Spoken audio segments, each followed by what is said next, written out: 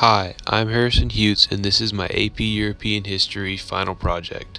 For my topic, I chose the invasion of Normandy, otherwise known as D-Day.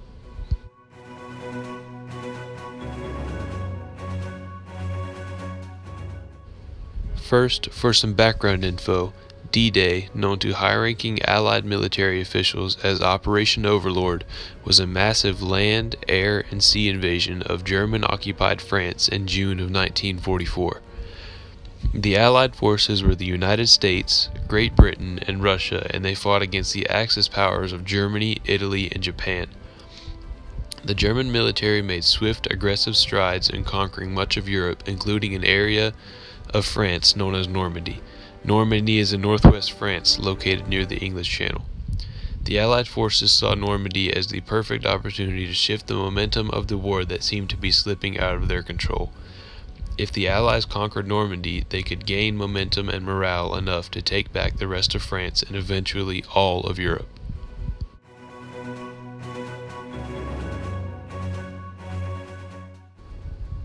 The Allies utilized 132,000 ground troops during Operation Overlord. These men strategically landed on 5 different beaches: Utah, Omaha, Gold, Juno, and Sword. Omaha Beach was the toughest to overtake by far, with 2,500 Americans losing their lives in the struggle.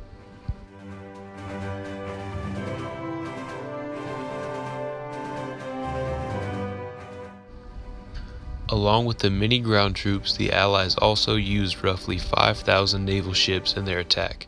These ships were hospitals, supply ships, battleships, and much more. They were invaluable to the Allied efforts at Normandy.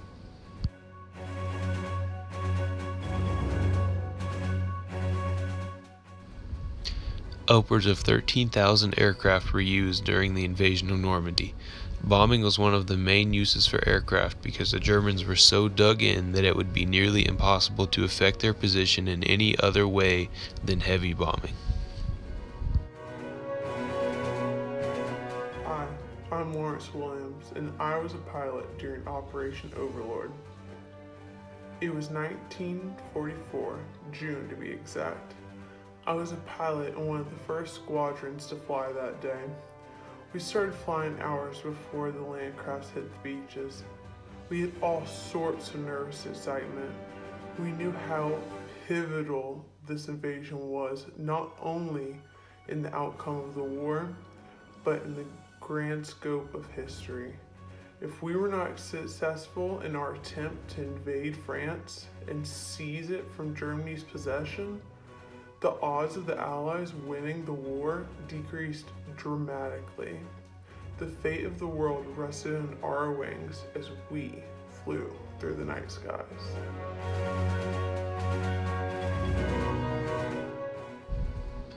The Germans had many clear-cut advantages over the Allies in this situation. First, the Germans were fighting on their own turf since they had been occupying France for a few years by 1944. Secondly, the Germans had built up one of the most heavily fortified positions that was seen in all of World War II. They understood the vitality of Normandy and its importance as a military stronghold. Their fortifications became known as the Atlantic Wall. The Allies, however, also had some advantages over the Germans. The Allies had the element of total surprise. The Germans were expecting an attack, as shown by their fortifications, but they were not expecting one of this magnitude. There was simply no way to prepare for such an invasion as Operation Overlord.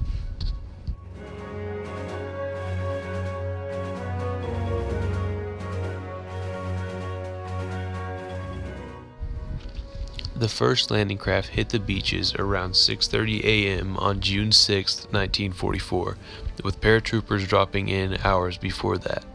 The following days were blood-washed and long, but productive. In just a few days, the Allied forces had made their way nearly 3 miles inland through the heavy German fortifications and bunkers. The Allies continued their way on into France with increasingly less resistance after the German army, low in spirit, began to retreat.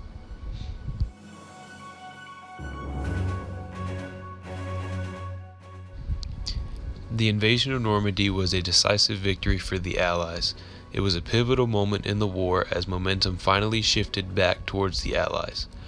With the boost of morale from victory at Normandy, the Allies pushed aggressively back into Europe, and by 1945 they had taken almost all of it back. When the war in Europe ended, the war in the Pacific was soon to follow. D-Day was without a doubt the turning point in the Second World War, in which the Allied forces began to take control.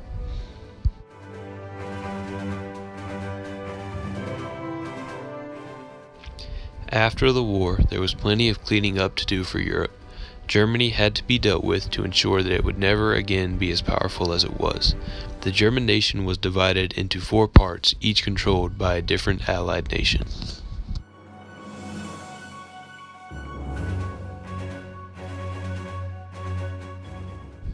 In the end, the Allies lost upwards of 4,000 men, majority American.